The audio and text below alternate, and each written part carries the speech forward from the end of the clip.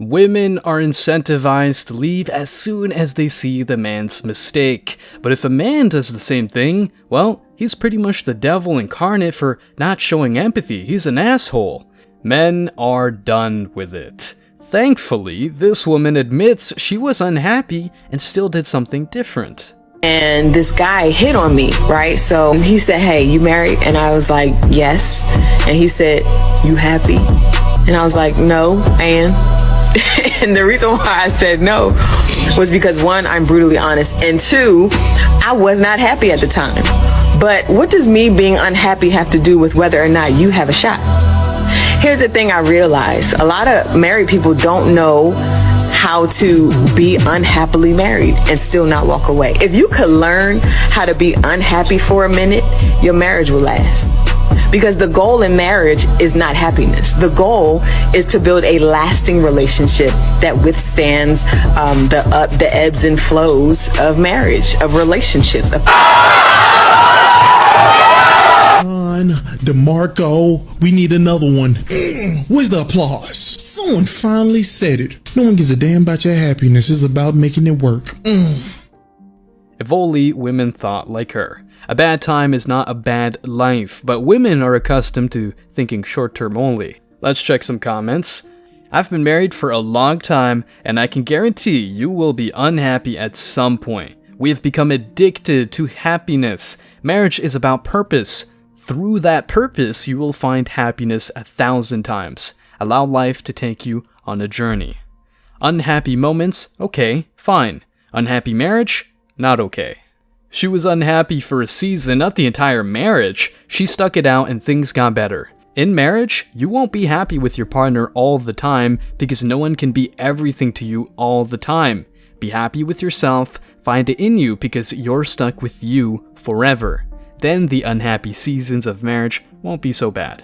Unhappy moments will come up sooner or later, but it's both partners' responsibility to make things work. It's normally the man who wants to fix things, whereas the woman only talks about how she feels.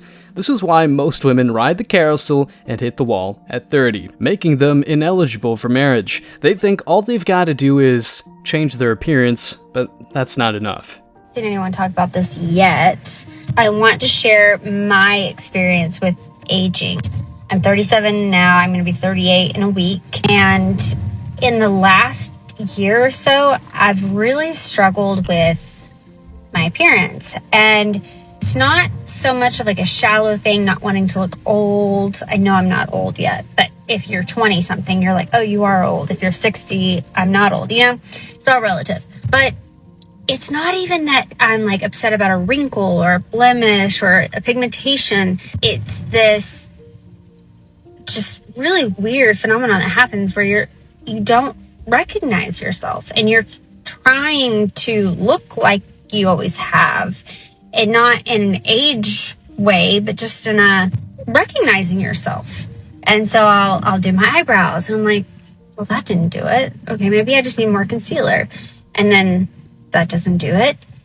And then you realize you've lost volume in your face, and I now have these like really deep, they're just hollow, right?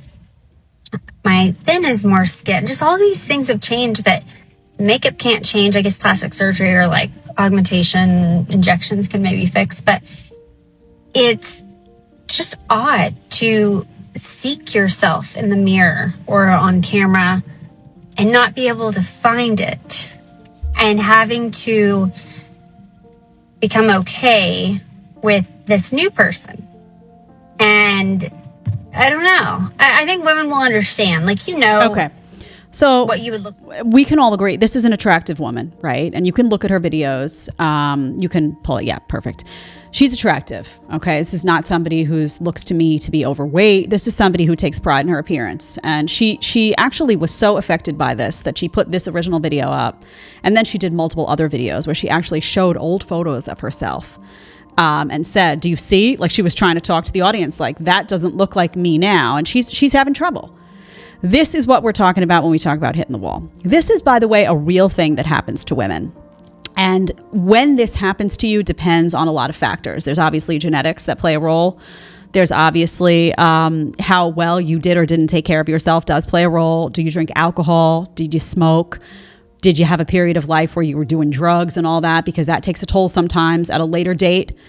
How well do you eat? Do you exercise? What's the circulation like going through your body? Stuff that all of those things play a role, I believe, as to when exactly this stuff hits. And for some women, it happens early, right? You will hear from women who say that at 32, they go through what she's talking about. This actually did happen to me. It happened late for me. It happened truthfully after 40. I had a baby face for a really long time. And I know I get emails, you all are very kind. Oh, Jad, you look so cute. You look so good. Thank you. I appreciate it. But I had a baby face for a very long time. I was someone who was 35 and had a baby face, looked like 25. That's just the way it was, genetics. And by the way, I do take care of my health. I do all of those things and take it very seriously. So I do think that played a role. But I remember that I was married and I had a baby. And right after I had a baby, I remember being really tired. And I remember looking in the mirror and being like, why does tired suddenly look tired? And it was a moment. And I think some of that was just hormonal shifts that happen in women after 40. I think some of that is, she's right, you lose some volume in your face, you lose that baby face. I think some of it was I had just been through a lot of sleeplessness, and pregnancy can be, challenging on the body in many respects. And then I had a baby that didn't sleep. So there was that. But there is something that happens where you do look in the mirror as a woman and you say, okay, this stage of life of baby face, of, going out and you kind of still could mesh with the 20 somethings, it ends. Right? And there's a maturity and there's something new that enters that you have to get comfortable with. Now, I think guys go through this something similar as well. I think it's different though. It relates to, sometimes they lose their hair. That can be very traumatic for men. I think the aging process affects men differently. Sometimes it relates to their athleticism. But let me tell you something. As a woman, because youth and beauty and fertility are valued so much in society and by men, you do go through a moment where you look in the mirror and you're like, how do I get that back? Now, I will say, if you are single and you are in the dating marketplace at that time, when that happens, say you're 37, 36, 38, 40, whatever it may be, and you are still on the hunt for that man, and you hit the wall and you can see in your face that you are no longer the face that you were at whether it was 30 or 35 or 25, whatever it is, you are going to be panicked.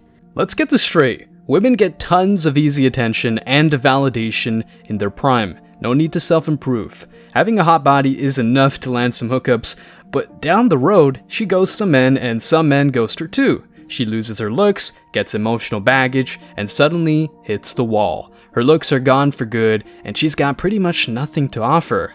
Modern Women 101, Because now you know that you are going to compete with women who are younger, who are largely more fertile, not always, but largely speaking, yes, who have that youthfulness to them, who have that estrogen, progesterone, whatever the hormonal balance is that makes someone young, it's there, and you're losing it.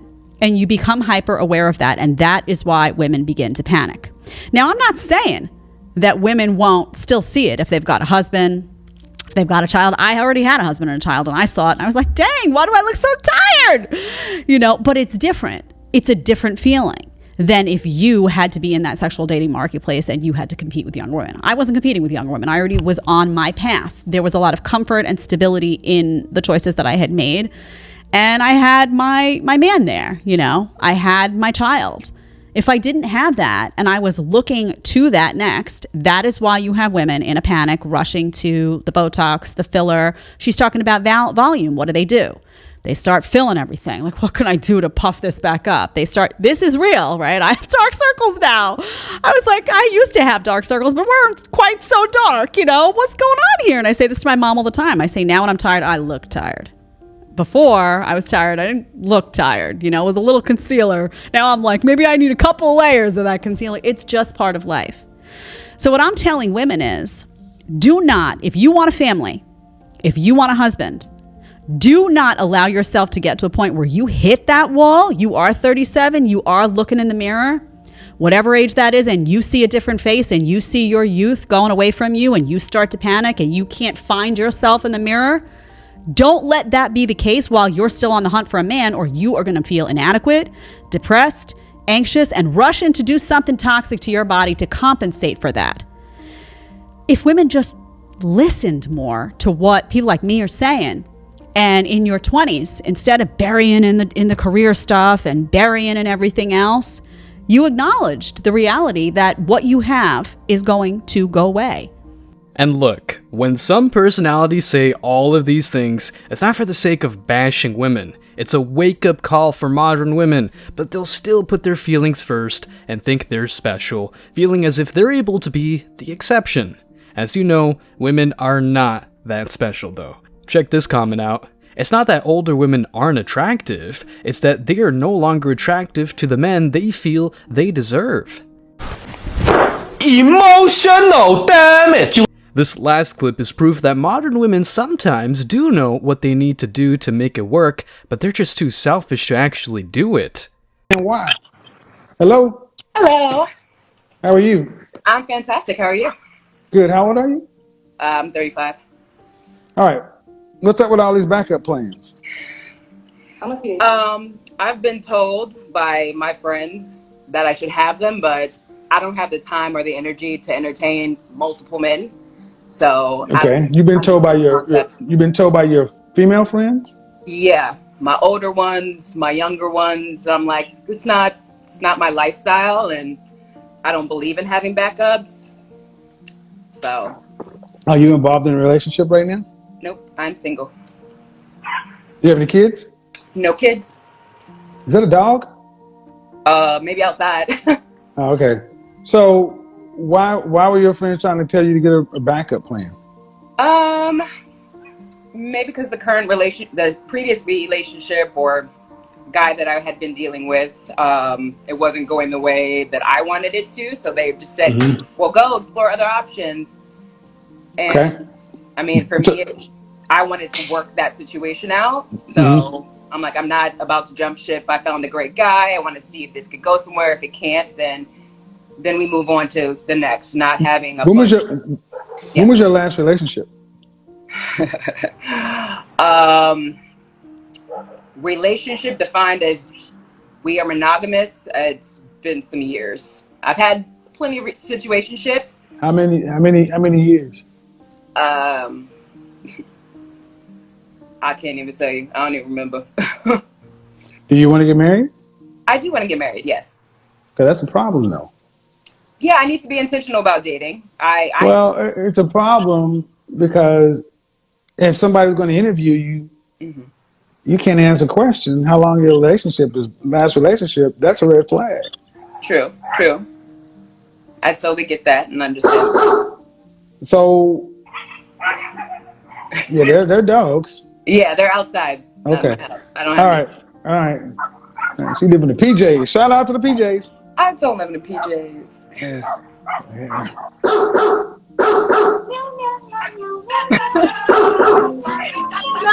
No, seriously though. Okay, your last relationship, Yes. you're 35. Was it 10 years ago? I'd say about a year ago. Well, y'all were monogamous, committed. Yes. How long did it last?